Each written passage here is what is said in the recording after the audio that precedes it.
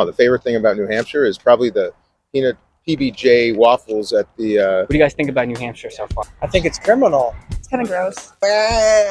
At the what's the place? Where do I get my waffles? Did you know the process of electing the next leader of the free world has begun? And it started in a small state called New Hampshire. What is New Hampshire? Isn't it a place where people have maple syrups and squirrels? Isn't that just Vermont, but backwards? I don't know. I've been told that they would treat Tom Brady coming back to the Patriots kind of like the second coming of Jesus Christ himself. What? Clearly, no one has any idea what my beautiful home state is all about. So I went back home to talk to voters, two of the most powerful politicians in the state, and a presidential candidate to find out what's going on and what our state motto of live free or die really means. We're in Franklin, New Hampshire. The political class has put us in debt and they need to stop. Nikki Haley is the former ambassador to the United Nations, governor of South Carolina, and my M if I had to MFK her, Hillary Clinton, and Margaret Thatcher. She is challenging the frontrunner of her party, former President Donald Trump. Do voters think that she can beat him? She's got a long ways to go. Yeah. New Hampshire's the tip of the iceberg. Yeah. I hope to hell. I think she has a pretty good chance, you know. Nikki Haley lost. However, she only lost by 11 percentage points while being down in the polls by 20 points just a month ago. Part of the reason why she performed so well is because she got the endorsement of New Hampshire's very popular governor, Chris Sununu, who has posted so many pictures of Nikki Haley on his Instagram. I think his wife should be worried. See, New Hampshire this week was a story of David and Goliath. Both President Trump and President Biden, a current and former president of the United States, are the frontrunners of their respective parties, and both are being challenged by underdogs, Nikki Haley and Dean Phillips. To figure out what his whole deal is, I went to go check in on him. We're in Manchester, New Hampshire. Dean Phillips is challenging the President of the United States, and he wants to win tomorrow. Let's find out if he will. He did not. Dean Phillips took a remarkable 20% of the vote. That is unprecedented for a primary with an incumbent president participating. Only a state like New Hampshire can give an underdog a fair shot. But this 100-year-old tradition of the state hosting the first primary election in the nation is being threatened. National Party leaders, especially on the Democratic side, want to strip New Hampshire of its first-in-the-nation status. DNC is not recognizing this primary. They said the primary is, and I quote, meaningless. To find out what makes this state unique, I went to the state capitol to talk to one of the most powerful lawmakers in the state, Speaker of the House, Sherman Packard. Speaker Packard, thank you for the time.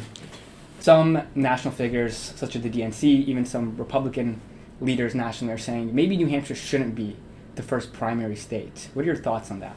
I think we've done it better than anybody else could do it. We're obviously a small state, and that allows anybody that wants to, and it only costs $1,000 to file for presidency. So this allows anybody to come into the state and campaign in a grassroots manner and actually be able to meet the people without having to spend tens and tens of billions of dollars. Then I asked former U.S. Congressman and current New Hampshire Senate President the same thing. Well, you know what? I mean, this is something that Republicans and Democrats in New Hampshire agree on. You know, we ask them tough questions. We expect to shake their hands, look them in the eye, take the measure of the woman or the man running for president. I think, you know, the process that people go through in New Hampshire makes for better presidents. New Hampshire state law requires the government to make its primary election the first in the nation.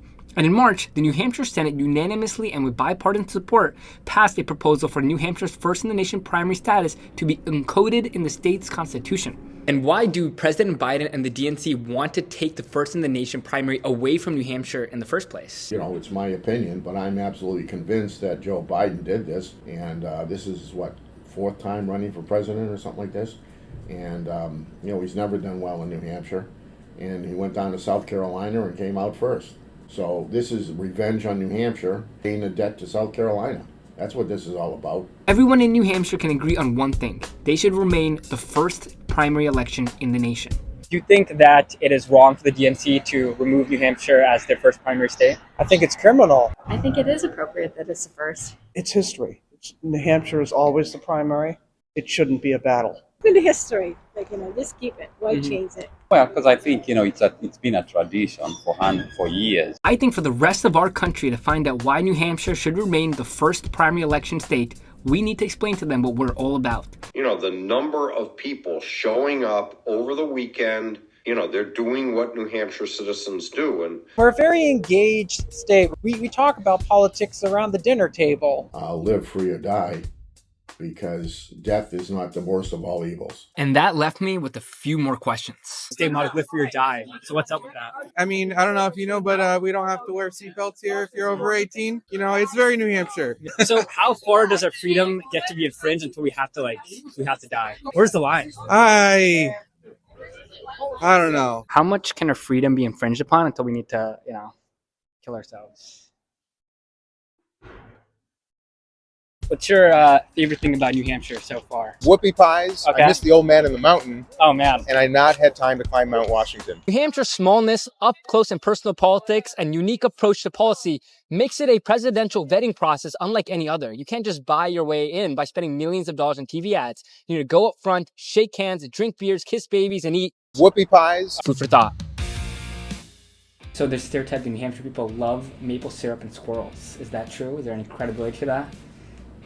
We love maple syrup. New Hampshire is just Vermont backwards. What do you think about that? We say Vermont's upside down. Some people say New Hampshire would rather have Tom Brady's second coming on the Patriots than the second coming of Jesus Christ. Would you agree with that?